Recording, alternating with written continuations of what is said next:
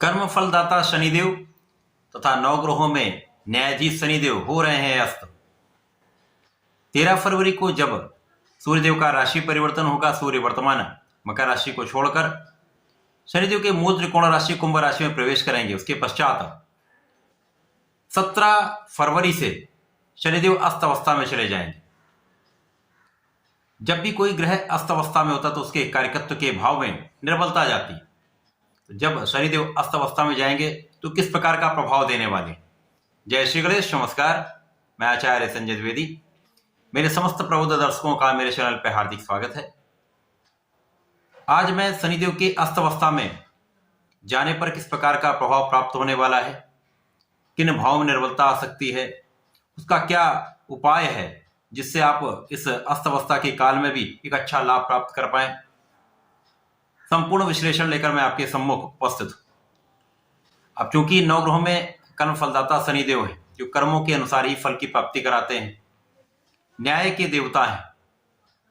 शनिदेव को प्रसन्न रखने के लिए अथवा इस अस्त अवस्था में भी अच्छा लाभ लेने के लिए प्रत्येक व्यक्ति को अपने कार्य को निष्ठा से करना चाहिए, अपने पूर्ण परिश्रम से अपने कार्य को संपादित करना चाहिए, किसी कार्य को टालने से बचना चाहिए तथा आज का काम आज ही करना चाहिए। साथ ही साथ कभी किसी के साथ अन्याय ना करें, किसी को सताएं नहीं, तो किसी भी समय में कोई भी नकारात्मक प्रभाव आपको प्राप्त नहीं होगा। आज मैं वृश्चिक राशि के लिए शनिदेव के इस अस्त अवस्था का क्या प्रभाव मिलने वाला है, किस प्रकार के भाव में वृद्धि होगी, कहां आप लाभ ले पाएंगे अथवा कहां पर समस्या आ सकती है, इसका क्या निराकरण है, संपूर्ण विश्लेषण मैं पूर्ण तरीके के साथ करने जा रहा हूं। प्रिय दर्शकों, ये राशिफल आपके चंद्र राशि पर आधारित है, अर्थात आपकी जन्म कुंडली में यदि 8 नंबर में चंद्रमा है तो आपकी वृश्चिक राशि। वृश्चिक राशि मंगल की राशि है। मंगल तथा शनिदेव का आपसी संबंध समभाव में है। वर्तमान समय में यदि हम देखें तो मंगल अपनी उच्च राशि में मकर राशि में प्रवेश करने वाले हैं। यहाँ पर ये पूरे 45 दिनों तक अपना गोचर करेंगे, जिसके कारण जो मंगल का भाव है शनि के साथ अति मित्र का हो जाता है, मित्रवत हो जाता है। अब 13 फरवरी को जब सूर्यदेव का राशि परिवर्तन कुंभ राशि में होगा तो कुंभ राशि में शनिदेव अस्त अवस्था में चले जाएंगे, जहां पर 17 फरवरी से ये पूर्ण रूप से अस्त होंगे। लगभग 20 दिनों का जो समय है वो शनिदेव पूर्ण रूप से अस्त रहेंगे। तो इस विशेष समय में कहां पर कौन सा भाव आपको लाभ देने वाला होगा अथवा किस समय में आपको क्या समस्या आ सकती है, उसका क्या निराकरण है।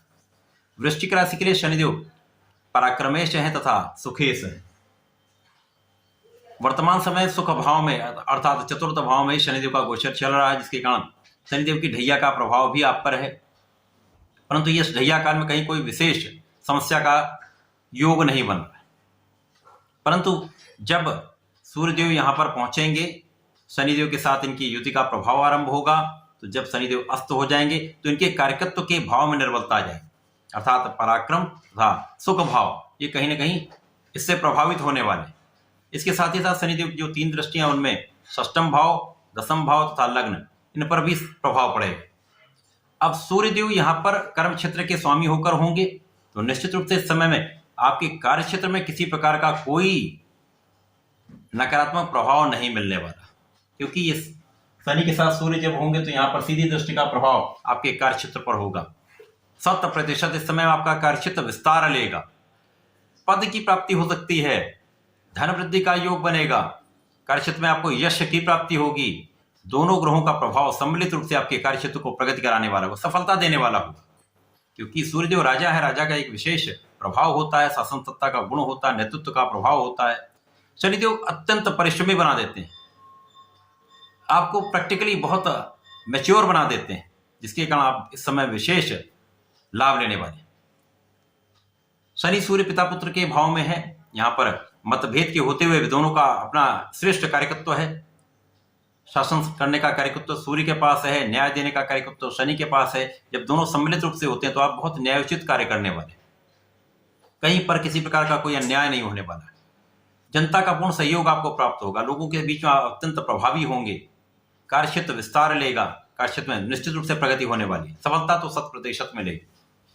यहाँ पर आपका षष्टम भाव प्रभावित होगा। यहाँ पर कुछ मौसम के रोग हो सकते हैं, विरोधी बढ़ सकते हैं, आलोचना करने वाले लोग बढ़ सकते हैं, अप्रत्याशित शत्रु बढ़ सकते हैं। ये सब तो होने वाला है, परंतु विशेष योग ये है कि आप यहाँ पर प्रबल रूप से उनका पराभव भी करने वाले हैं।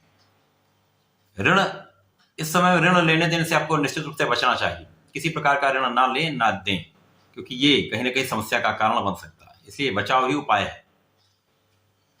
शनिदेव का अस्त अवस्था में जो प्रभाव पड़ने वाला है वो आपके लग्न पर पड़ने वाला है। जब शनिदेव अस्त हो जाते तो जो आपके अंदर एक विशेष प्रयास का गुण होता है, लगे रहने का एक अथक प्रयास होता है, वो अथक प्रयास में कुछ निर्बलता आ सकती है, कुछ आपका आलस्य बढ़ सकता है, कार्य करने के प्रभाव में आप टालने की प्रवृत्ति आ सकती है। जो काम को टालने की टेंडेंसी से आपको बचना होगा। यहां पर आप प्रभावित तो अत्यंत रहेंगे, लेकिन काम को जब आप टालेंगे, निर्णय लेने में देरी करेंगे, तो कहीं ना कहीं ये समस्या का कारण बन सकता है।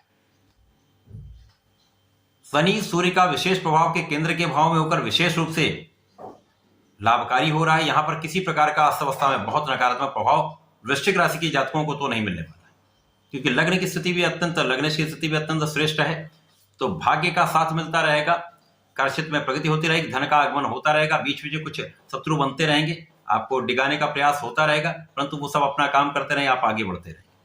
तो निश्चित रूप से समय विशेष है। विशेष समय में आपको नियमित रूप से भगवान सूर्यदेव को जल देना चाहिए।